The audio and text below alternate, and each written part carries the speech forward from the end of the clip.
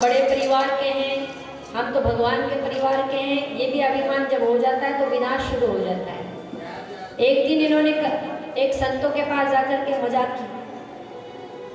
संत महात्मा आए हुए थे तो जामवंती का बेटा था शाम, और उसको पहना दी साड़ी और उसके पेट पे बांध दिया तकिया और लेकर के गए महाराज। बोले चलो आज हम साधु संतों की परीक्षा लेते हैं। प्रेम से कहिए जय श्री राधे। तो साधु संत के साथ हंसी मजाक करने का परिणाम ये हुआ कि संतों ने श्राप दे दिया कि भगवान के कुल के होकर के तुम्हारे अंदर इतना अभिमान, तुम साधु संतों का अपमान करोगे। जाओ, इसके गर्भ से, इसके पेट से ऐसा मूसल पैदा होगा जो तुम्हारे वंश का सर्वनाश कर देगा। जब पेट खोल करके देखा बच्चों ने तो तकिए की जगह मूसल निकला। अब घबरा गए, ओ हमने बड़ा अपराध कर दिया, अब क्या करें। तो समुद्र के किनारे गए और घिस घिस करके उस मूसल का चूरा कर दिया। अब संतों का दिया हुआ श्राप कभी विफल हो ही नहीं सकता। और भगवान चाहते थे कि ये उन्मत्त हो गए हैं, मेरे जाने के बाद ये जो निर्बल लोग हैं उनको तकलीफ पहुंचाएंगे, इसलिए भगवान ने ये बीज वपन किया। अब ये चूरा जाकर के बन गया एक प्रकार की घास, और जो टुकड़ा बचा हुआ उस मछली ने निगल लिया समुद्र में। जरा नाम का एक व्याध था, उसने अपने बाण में उस बचे हुए लोहे को लगा दिया। अब समय ऐसा उपस्थित हुआ, भगवान को जब ये बात पता चली कि मेरा कुल नष्ट होने वाला है, तो प्रभास क्षेत्र पहुंच गए। वह अनुष्ठान किया, लेकिन अनुष्ठान करते करते शराब पीना शुरू कर दी यदु वंशियों ने।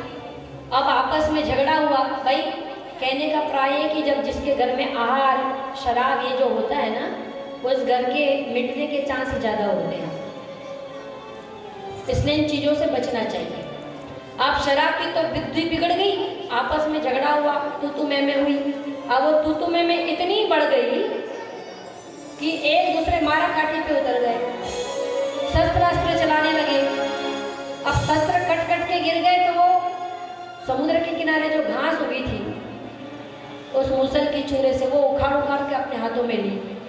तो वो संतों के श्राप के कारण वो जैसे ही घास उखाड़ते हाथ में शस्त्र बन जाते, सारा यदुवंश आपस में लड़ करके समाप्त हो गया। भगवान ने कहा कि चलो अब सारा पृथ्वी का भाग उतर गया, अब अपन भी चले। तो अंतिम स्थिति में भगवान थे। उद्धव जी को सुंदर शिक्षा दी, बद्री का आश्रम भेज दिया, और एक पीपल के वृक्ष के नीचे भगवान अंतिम चतुर्भुज मुद्रा में बैठे थे। अब भगवान भी थोड़ी बचे हुए, साधु के सामने, साधु के वचनों को पूर्ण करने के लिए भगवान भी अपनी विधि के विधान को बदल देते हैं। सन्यासी के पास इतनी क्षमता होती है कि वो किसी के भी उल्टे प्रारब्धों को सीधा कर सकते हैं, और भगवान को भी मंजूरी देनी पड़ती है। इसलिए तो कहते हैं कि जिस पर संत कृपा कर दे तो भगवान को भी कृपा करनी ही पड़ती है। तो अब जो लोहे का टुकड़ा अपने बाण में लगाया था, उस व्याध ने, जरा नाम का व्याध था, उसने भगवान के चरणों को देखा तो उसने समझा कि कोई हिरणी का मुंह है लाल लाल, तो उसने वो बाण चला दिया, भगवान के पैरों में ढके लगा। जब दौड़ के आया तो चतुर्भुज स्वरूप के दर्शन किए तो थर थर कांपने लगा। जरा कहा कि प्रभु मेरे से बड़ी भूल हो गई, मुझे क्षमा करें। भगवान ने कहा भैया ये तो होना ही था, संत का श्राप है ऋषि मुनियों का, तो मुझे भी झेलना ही था, क्योंकि शरीर में मैं भी आया हूँ इस जगत में। लेकिन तेरा एक ऋण भी रह गया था ना मेरे, कि राम अवतार में जब तुम बाली थे तो मैंने छिप करके जो बाण मारा था, तो उसका ऋण तो मुझे चुकाना था। सो आज पूरा हो गया, अब हो गया मैं निवृत्त, अब आनंद के साथ मैं अपने स्वधाम को जाऊंगा। जरा को भक्ति का वरदान दिया, और भगवान अंतिम स्थिति में थे। ऊपर समस्त देवी देवता आकाश मंडल में मृदंग बजा रहे थे, पुष्प वृष्टि कर रहे थे, और सभी के आग्रह था कि आप हमारे लोग आए। भगवान ने कहा भैया हम आप बहुत युग बीत गया, हम अपने वैकुंठ से दूर रहे, तो हम सीधे अपने वैकुंठ पे जाएंगे। तो सबके देखते देखते ही भगवान प्रभास क्षेत्र से अंतर ध्यान होकर के अपने वैकुंठ धाम में प्रवेश कर गए। बोले द्वारिकाधीश भगवान की।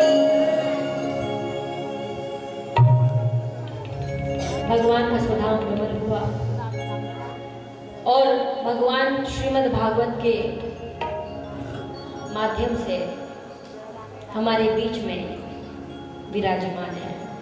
भगवान गए लेकिन अपने तेज को श्रीमद् भागवत में छोड़ करके चले गए। इसलिए तेने यम वांगमय मूर्ति प्रत्यक्षा वर्तते हरे।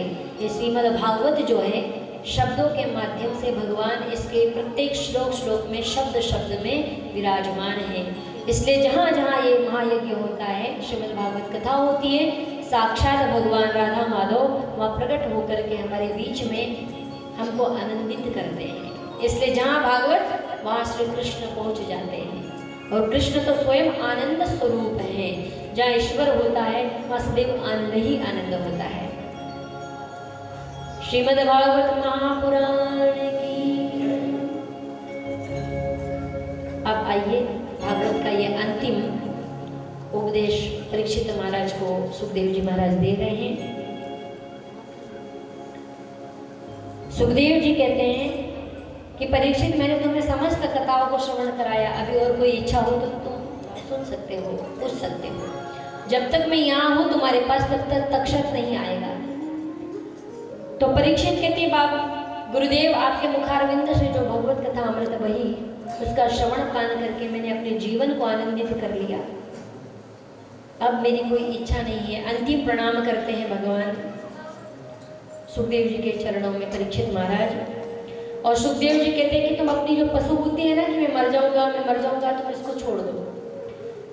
मरता तो शरीर है, आत्मा तो कभी नहीं मरती परीक्षित। तुम भगवान के ध्यान में मग्न हो जाओ। एक तक्षक या 1000 तक्षक भी तुम्हें काटे तो कोई परवाह नहीं। अंतिम प्रणाम करते हैं श्री परीक्षित महाराज सुखदेव जी को। आइए शब्द चित्र के माध्यम से हम श्री सुखदेव जी को प्रणाम करते हैं। श्री सुखदेव जी महाराज की। तो ऐसे परम सद्गुरु का जब आश्रय प्राप्त होता है मनुष्य को, तो मृत्यु पर भी विजय प्राप्त कर लेता है जीव। तो ये निमाड़ी में सुंदर भजन है। आइए थोड़ा सा आनंद लेते हैं।